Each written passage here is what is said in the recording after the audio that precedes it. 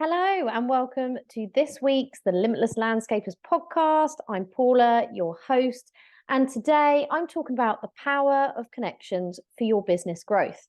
Now, I have been speaking to clients recently about lead generation, marketing strategy, and everything in between. And what has come up and what has been discussed is the beauty and power of connections you may or may not already have, and are you utilizing them in the best way possible? And I'm going to share with you some real life case studies in my own landscaping and design business and some of my TLC clients, so you can believe it can be true for you too. Without further ado, let's go to the show.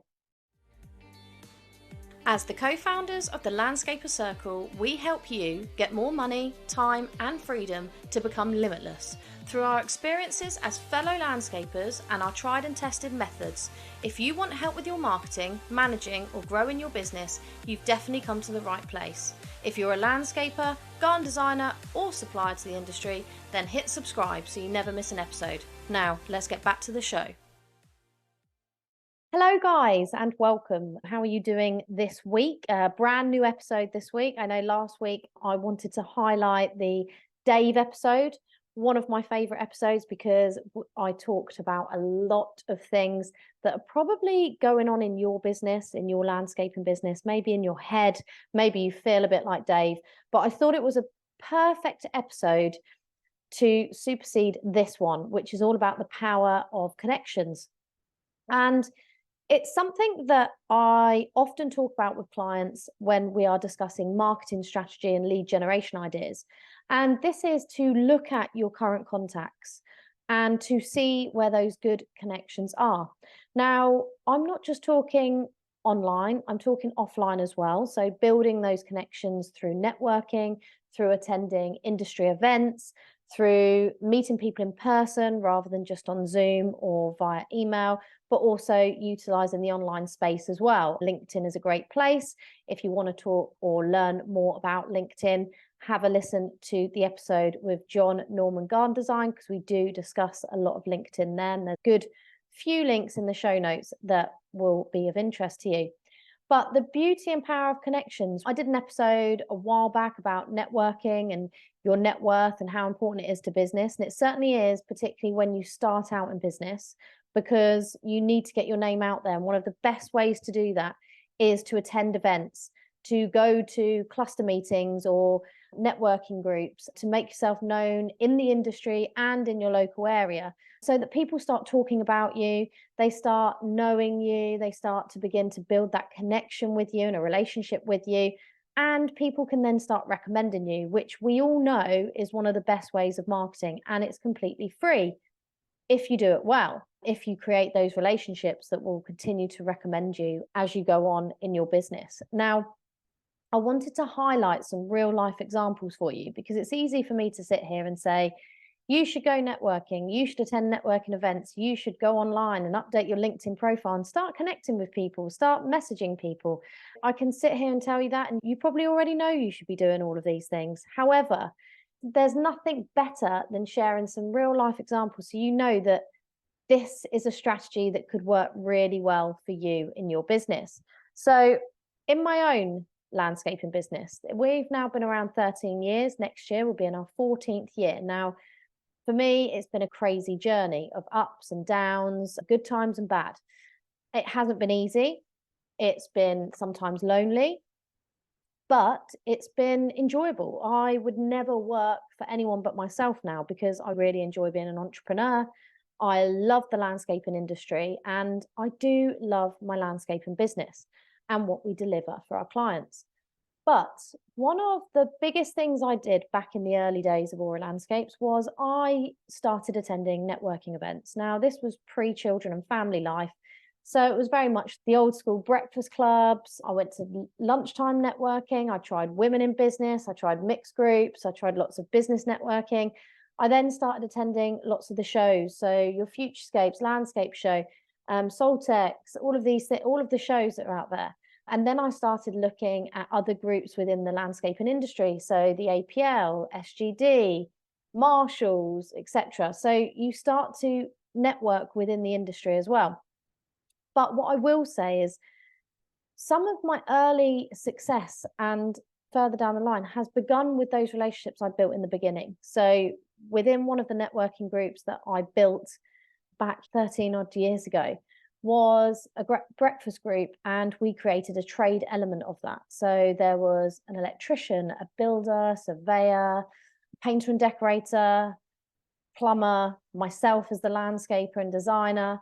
And it was really good because over the years we've continued with that relationship and connection, and I utilize some of these trades in our projects going forward. So the electrician, I've been able to recommend the painter and decorator even now, the plumber, etc. And these are all based on relationships that I built many years ago.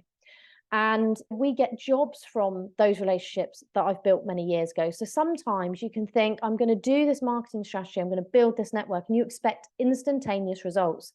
And it's not like that. Because ultimately, for people to buy from you, they need to know you, they need to like you. And most importantly, particularly when you're talking about a landscaping project, high value item, they need to trust you. And being able to build a network of people that trust you so they can recommend you to their clients, their friends, their families is brilliant. It takes a lot of legwork out of getting lots and lots of leads in your funnel, which we do need. Now, don't get me wrong, this isn't the only strategy you should employ, but it's definitely something you need to work on more. In particular, building relationships with chartered surveyors and builders. One of our projects that won a national, not last year before, a national award, the Marshall's Awards, basically was a recommendation from a very good builder friend of ours. We take on some of his landscaping projects, and this is just down to the relationship we've built with him over the years. And we've completed landscape projects for him over the years. We have continued to nurture that relationship. He's happy with what we do. We're happy with working with him, and his projects are great. We won an award from one that he'd recommended. We had a neighbour of one that we did for him on his behalf ask us to do their garden and driveway. And what I must stress is we have never taken any work off of anybody. So this has only ever been jobs that have been passed directly from them. And we have had a situation recently where one of them approached us to behind that contact's back, and we turned it down because we do not want that element coming in. We've taken a long time to build up relationships with people that trust us and recommend us to people. We do not want to burn those bridges. So just a side note of caution there, because that will happen. You will probably get approached, and I would always say do not do it, because it's not worth it. You burn your bridges with people that can make your life so much more easier when it comes to lead generation. And essentially, building connections enables you to grow your business quicker, and it enables you to get projects that you might never have got. So one of our connections, again, real life example, a surveyor friend of ours that again worked with us very right at the start when we had our first large commercial project, which was for Bath Rugby Club. Now, we completed that back in 2012-13 time. And it was a beautiful project. It was one of the biggest projects we'd ever worked on. It was a commercial project. So we needed the help and advice of a surveyor. And it was a friend of ours that we utilized. And he worked with us on that project. It went brilliantly. The project was a great success. Great for our portfolio, great for the client, the rugby club. We're really happy. And it cemented a working relationship with this surveyor. And subsequently, from that relationship, we have worked on a number of projects with said surveyor, recommendations to his friends and family. You might remember the swimming pool, or you might have seen the swimming pool project that we completed, which was a recommendation from him. We're currently working on a commercial project with him at the moment, as he referred us as his preferred landscaper. And actually, we've got the soft landscaping as well. So what I'm trying to really drill down is that connections are really super important, but they are not instantaneous. So it's well worth building on those connections now in order to generate business for the future. And it's really important to work with people, to try and collaborate with people, to see who you work with well, who fit your business perfectly, who can generate business for you and who you can generate business for them too, because it is always a win. It's not a take. We like to give, we like to receive. It's a win situation. One of my TLC clients, I've been working with him for many months now, and essentially recently he has secured 2 over £100,000 projects each. So each project £100,000. How has he done it? He's built relationships, namely with garden designers, and they have managed to refer him. He's priced for it and he's got the jobs. Now, it's fantastic. I love seeing my clients have great success. And that success is down to taking that time to nurture new relationships, to build connections, and to see where that can go. And for him, that's £200,000 worth of projects in the bank, with, I think he's quoting for another one in excess of 300,000. So these are great. And his strategy was to focus on the connections with garden designers in his area, and it's really paying off. But it wasn't overnight. It wasn't overnight. This was a case of stepping outside of his comfort zone, contacting designers. He even hosted an event for designers as well to further nurture that relationship, build new ones as well. But it's stepping outside the comfort zone. It's contacting, making the first contact, showcasing yourself, your business, making sure that you're connecting with them, making sure you stay in touch with them is a really key point. Another real life example is another client of mine who I was discussing marketing strategy. It seems to be a hot topic at the moment. I might do a podcast around it, actually. He was asking about what he could do, what strategies he could use to bring in clients, bring in leads, fill up his pipeline. And I literally said, what about connections? How's your network looking? What people do you know who could potentially refer you? And actually said, oh my God, I forgot. I think must have been an architect or an engineer that he knew, something like that. And he said, oh, I almost had a job with him. He almost passed me a job.